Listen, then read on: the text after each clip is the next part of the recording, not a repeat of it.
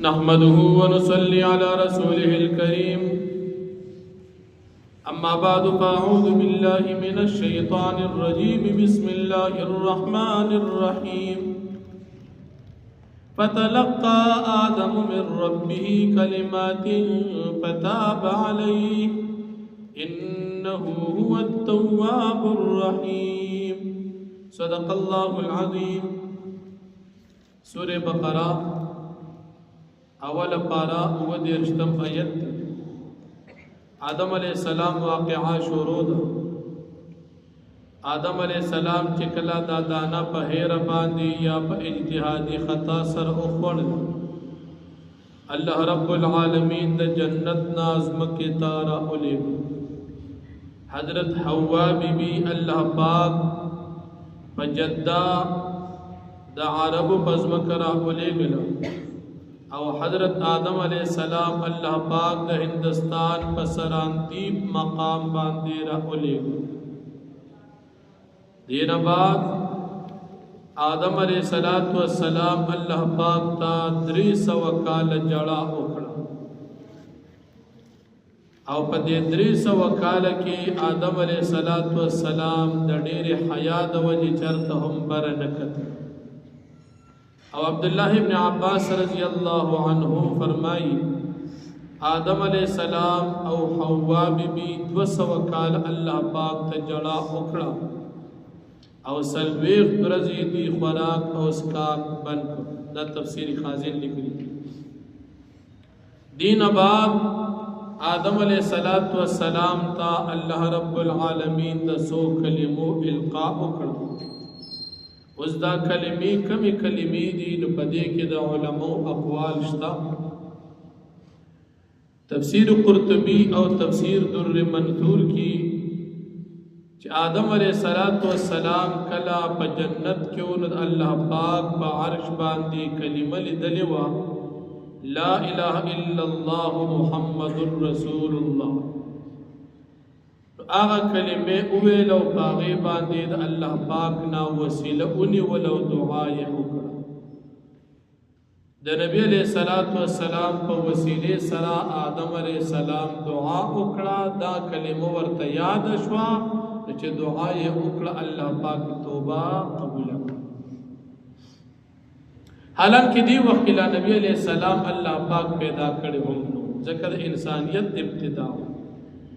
وسیلے انہی ولد نبی علیہ السلام پنم سرا او اللہ پاک پہ توبہ ورطا قبول دا دلیل او دا حدیث مبارک شیخ زکریہ رحمت اللہ علیہ پا فضائل اعمال کے ہم ذکر کرے دی چا آدم علیہ السلام دا نبی علیہ السلام پا وسیلہ باندے دعا کرے وا دا اہل سنہ والجماعہ عقیدہ او نظریہ دادا چہ دا یو نیک بزرگ انسان پا وسیلے سراد اللہ نا سوال کول جائز دے سوال دا اللہ نا کہ چی یا اللہ دا نبی کریم صلی اللہ علیہ وسلم پا وسیلہ باندی مال شفا را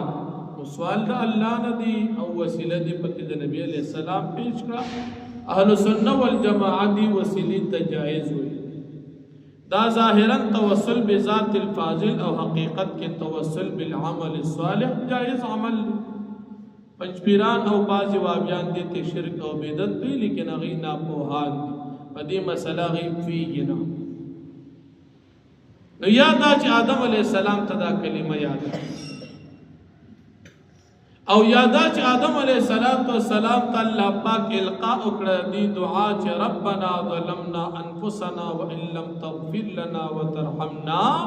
لنکونن من الخاسرین آدم علیہ السلام دا دعا یاد اکڑو پدی بعد اللہ نے سوال کو ربنا ظلمنا دعا سرا اللہ پاک توبہ قبول اکڑا او اللہ پاک معافی اکڑا او یادا چی آدم علیہ السلام تا اللہ پاک طریقہ دا حج کو خودلا چی تب لارشی بیت اللہ شریف تب لارشی او التبت حجو کی چی حج تلالو الت دنیا حضرت حوا بی بی سر پا میدان دا عرفات کی ملو شو نو عرفات ته عرفات ویم ځکه چې په دې کې د یو بل پیژندل.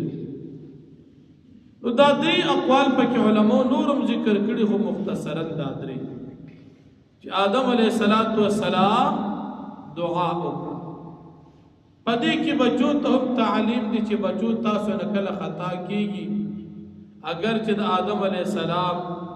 خطا اجتهادي او د هیري وا،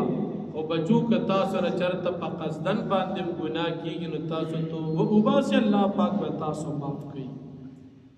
الله رب العالمین وتا هغه خطائی معاف کړو، ګناه نه ښه، ځکه آدم علیه السلام ګناهګار و. دین بعد الله رب العالمین حضرت آدم علیہ السلام او حوا بیبی ته وی چې تاسو لاړ شي کوس شي لام تاسو ته زما د طرف نه هدایت راځي، پیغمبران برازي، کتابونه برازي. نو که چا زما د پیغمبرانو د هدایت تابعداري وکړه د دوا داسې نعمتونه ورکم چې باغې کې باندې خوشاله. دا الله رب العالمین هر کار کې خیر حکمت وي، بے خیر او بے حکمت د الله کارونه نشته. بنده ته معلوم دي یا معلوم نه دي، خدا الله کارونه د خیر او د حکمت نه ډک دي. آدم علیہ السلام الله پاک پیدا کړو د ځمکې لپاره، د ځمکې د اسلامي نظام د نفاذ لپاره. دغه چې کله لا پیدا کړنو الله پاک سو فرمایل اذ قال ربك للملائكه اني جاعل في الارض خليفه،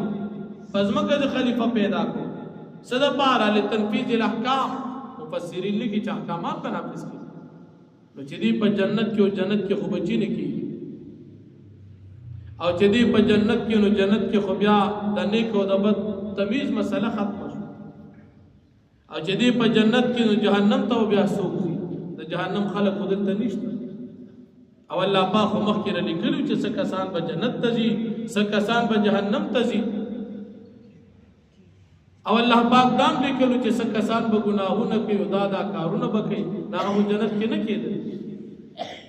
او دې را لېږل دې دپاره چې په ځمکه به اسلامي نظام نافذ کړي، نو دې چې په جنت کې بیا خدا کارونه نه کېدل. الله رب العالمین د آدم علیه السلام نه اجتهادي خطا په هیره باندې خطا صادره کړه، او د هغې نه بعد د ځمکې ته راغی. آدم علیه السلام 900 کاله 980 کاله یا 1000 کاله جون په ځمکه باندې بیا تیر کو، د هغې نه بعد بیا وفات شو. بچی هم په ځمکه وشول، نسل هم په ځمکه خور شو. خو که دې په جنت کې دا دانې نه وه خوړلې نو په دې ځمکه به دا کارونه څنګه کېدل؟ د الله پاک په هر کار کې حکمت وي. خو آدم علیه السلام ته خدا خو نه چې پتا به زه دانه خورم، د تېغویرې دانه به نه خوري، او ویې خوړله، خطا یې وکړه.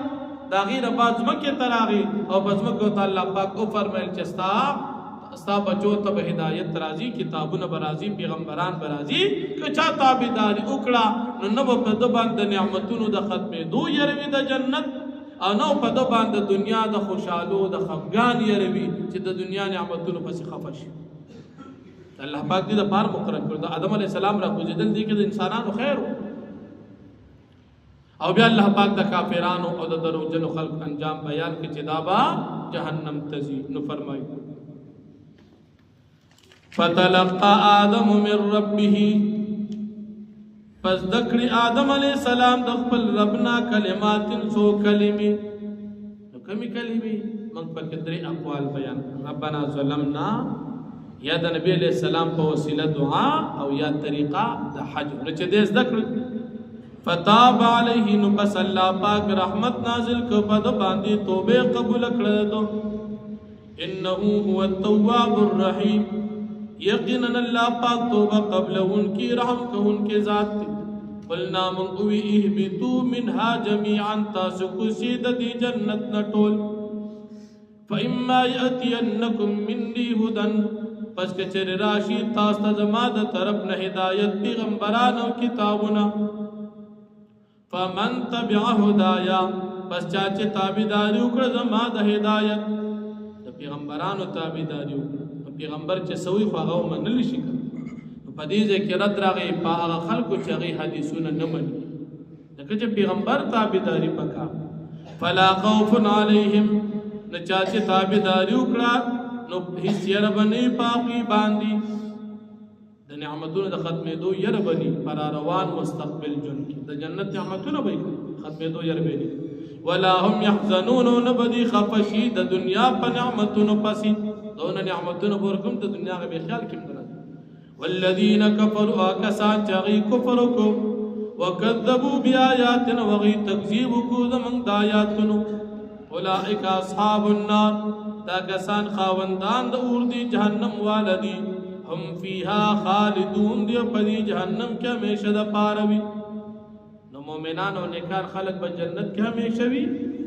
او بدان خلق دا په جهنم کې کافران خلق دا په جهنم کې همیشه د پاروي الله پاک دې موږ تاسو جنت والا جوړ کی او د جهنم نه دې الله پاک موږ تاسو وساتي واخر دعوانا الحمدلله